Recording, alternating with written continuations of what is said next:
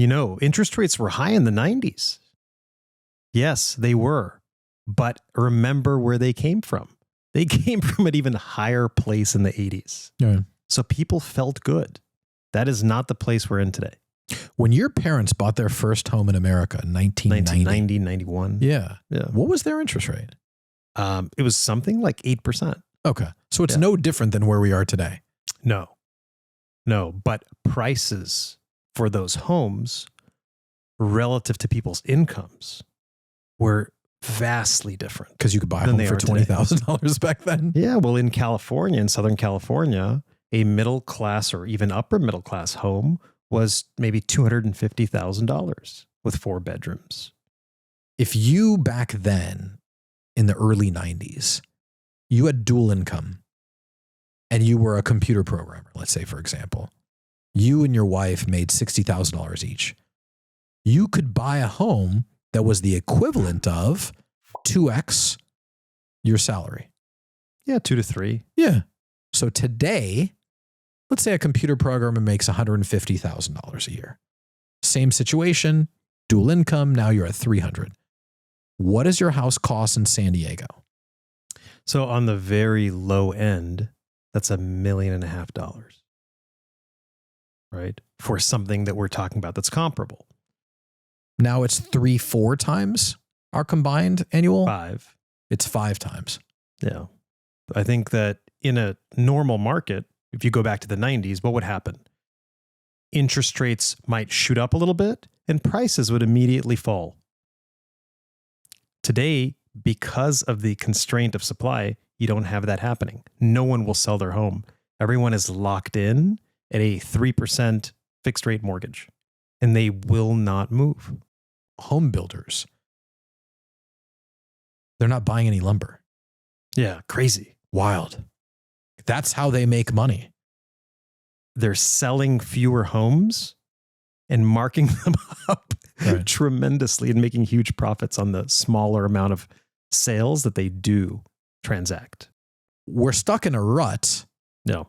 We can't get out. Get us out of so who's going to get us the hell out of this?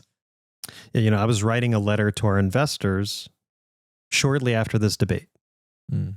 And I asked for some feedback from one of the investors on whether this letter I'd written about our first half of the year was good enough to send.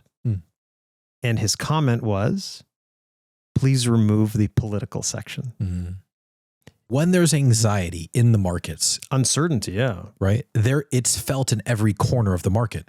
Yeah, whether it's equities or real estate, the bond market, right? They're all tied together. Consumer spending.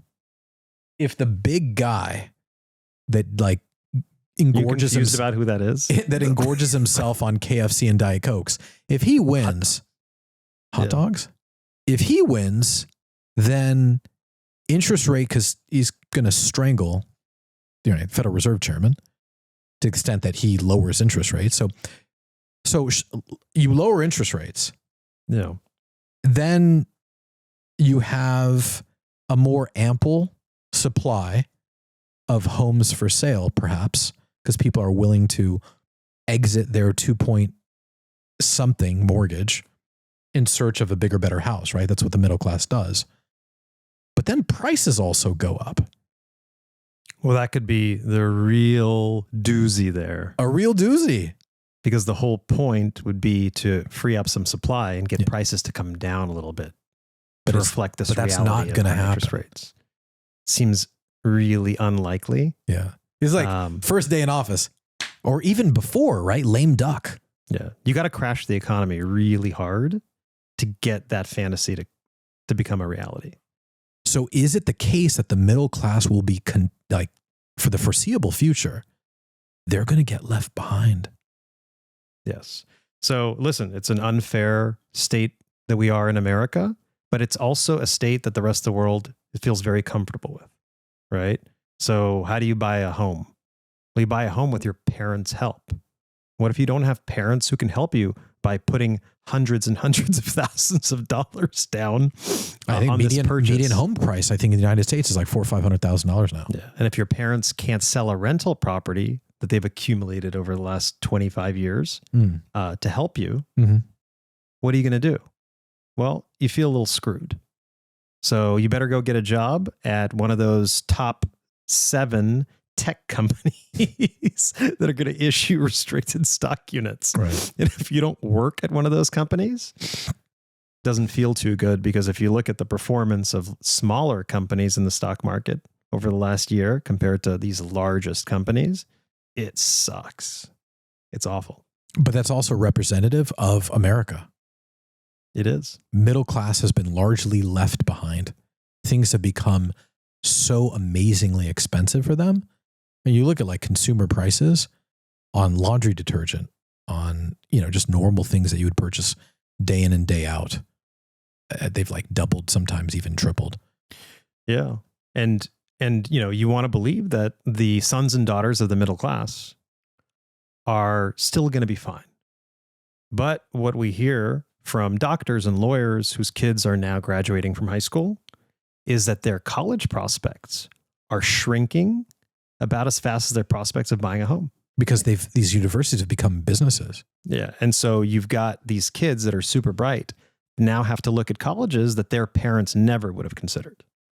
It just reminds me of the 1950s suburban sprawl. Whereas like prior to World War II, everyone lived in a city. I'm from Chicago. I'm from New York. I'm from LA. I'm from Detroit. And then the 1950s came after World War II. You had the building of U.S. highway infrastructure, and all of a sudden, people would venture out to these far distant towns in search of better prospects. Yeah. And that's kind of what college seems like today.